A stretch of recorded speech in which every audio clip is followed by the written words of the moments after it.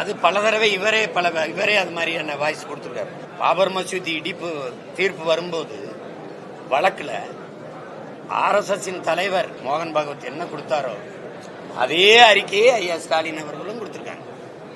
ஐயா ஸ்டாலின் அப்பா ஸ்டாலினும். எதிர்க்கட்சித் தலைவர் எடப்பாடி பழனிசாமியை பாஜகவின் டப்பிங் என கூறிய முதல்வர் ஸ்டாலினுக்கு நாம் தமிழர் கட்சி ஒருங்கிணைப்பாளர் சீமான் செய்தியாளர் சந்திப்பில் பதிலடி கொடுத்துள்ளார்.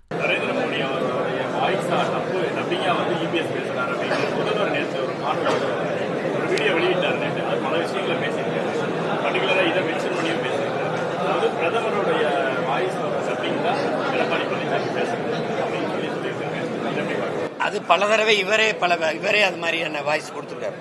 அதுக்கு முன்னாடி இவர் தான் அதுக்கு டப்பிங் ஆர்டிஸ்டா இருந்திருக்காரு. பாபர் மசூதி இடிப்பு தீர்ப்பு வரும்போது வழக்குல ஆர்எஸ்எஸ் தலைவர் என்ன அறிக்கை கொடுத்தாரோ அதுல ஒரு வரி எழுத்து கூட மாறாம அதே அறிக்கையை வரும். உங்களுக்கு புரியுதுன்னு நினைக்கிறேன். மோகன் பாகவத் என்ன கொடுத்தாரோ அதே அறிக்கையை ஐயா ஸ்டாலின் அவர்களும் கொடுத்திருக்காங்க. ஐயா ஸ்டாலின் அப்பா ஸ்டாலினும் கொடுத்திருக்காங்க. இப்ப அந்த மாதிரி பலமுறை இவங்க அவர்களுடைய என்ன சொல்றது குரல் கலைஞர்களா இருந்து குரல் கொடுத்திருக்காங்க. அதனாலதான் இப்ப நீங்க ஒட்டு மொத்தமா இப்ப இவர் இப்படி சொல்லியிருக்காரு அவர் அப்படி சொல்லியிருக்காரு அப்படின்னு அதனாலதான் மொத்தமா இந்த கூட்டத்தை ஒழிக்கணும்னு நினைக்கிற காரணம் அதுதான்.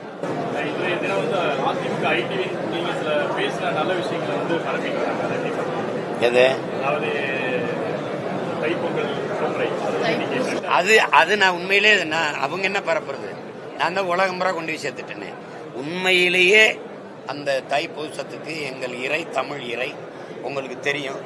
எத்தனை ஆயிரம் ஆண்டுகளுக்கு மூத்த ஒரு இனம் நாங்க. எங்களுக்கான இறைகள் எதுன்னு தெரியும். நீங்க விநாயகர் சதுர்த்திக்கு இருந்தது, குருநானக்கு இருந்தது, மகாவீர் ஜெயந்தி கூட இருந்தது, ஆயுத பூஜை சரஸ்வதி பூஜைக்கெல்லாம் பொது விடுமுறை இருந்தது. ஓணம் இந்த மாதிரி தெலுங்கு வருடப்பிறப்பு கன்னட வருடப்பிறப்புகளா இருக்கு. எங்களுடைய தமிழ் வருடப்பிறப்புக்கு மற்ற மாநிலங்கள விடுமுறை இருக்குதான்னு நீங்க என்னைக்காவது கேட்டிருக்கீங்களா? குருநானக்கு மகாவீருக்கெல்லாம் விடுமுறை விட்ட தமிழ்நாடு எங்களுடைய மூதாதை உலகத்திற்கு எல்லா மானுடனுக்கும் மதம் இதெல்லாம் சார்ந்து மொழி எல்லாம் தாண்டி உலகமெங்கும் இருக்கிற எல்லா இனத்தவருக்கும் எல்லா மக்களுக்கும் ஒரு நன்னறியை கொடுத்த பெருமகன் எங்களுடைய வள்ளுவ பெருமகனார். அவருடைய நாளுக்கு எந்த மாநிலத்தில் அது விடுமுறை இருக்குன்னு நீங்க கேட்டதுண்டா? இல்ல. இந்த பொதுமை இந்த ஜனநாயகம் தமிழனுக்கு மட்டும்தான் இருக்கும்.